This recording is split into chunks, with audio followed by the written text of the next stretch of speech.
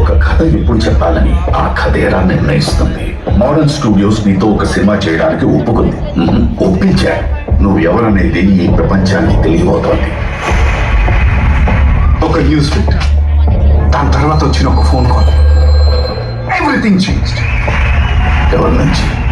మీ శిష్యుడు నట చక్రవర్తి టీకే మహాదేవన్.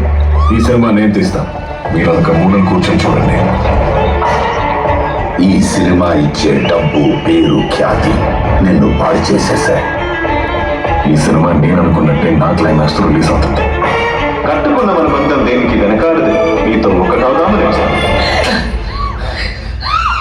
నాకు ఒక సందేహం, ఏది ఎక్కువ అందంగా ఉందంటావు? ఆ చందమామ, నీ ముఖార విందమా?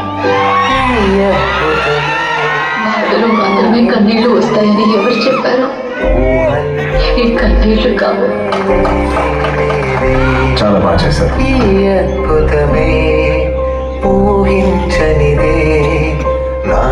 ఏం జరిగినా సరే నీ శ్రద్ధని కోల్పోకుండా నేను ఆశపడిన విధంగా ఈ సినిమాలో నటిస్తానని నాకు ప్రమాణం చే. నాకు మాట ఇవ్వు. నేనే ఒక మొత్తులా వెళ్ళి పడుకున్నాను. అవును, నువ్వు ఒక ముద్దువే. జరిగిందంతా నాటకం. అయ్యా, ఇది మీ సినిమా, మీరు చెప్తేనే నేను వింటాను.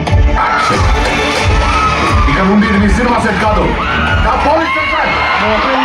నా చేతుల్లోనే. నిజంగా అంత ఓపెనట్గా ఏంటో మాట్లాడుతున్నావా? ఆయన చూసిన కళ అసలు అనిపించట్లేదు. ఈ సినిమా ఈ రోజు పూర్తవ్వాలంటే ఈయన వెళ్ళిపోవాలి ఇప్పుడే. అనంటే ఎవరా? నిన్ను ఊది పారేయడానికి నాకు 5 నిమిషాలు కూడా పట్టదు. ఊదేయడానికి నేను మట్టిని కాదు, పర్వతాన్ని. ఇట్లా అంకుల్, కొన్ని నిజాలు బయటకు రాకపోతేనే మంచిది. ఎవరిచ్చే ధైర్యం?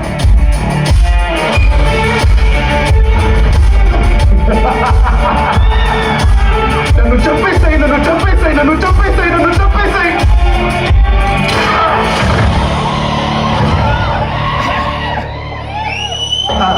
అంత రెడీ అన్న. కెమెరా దగ్గరికి తీసుకురా.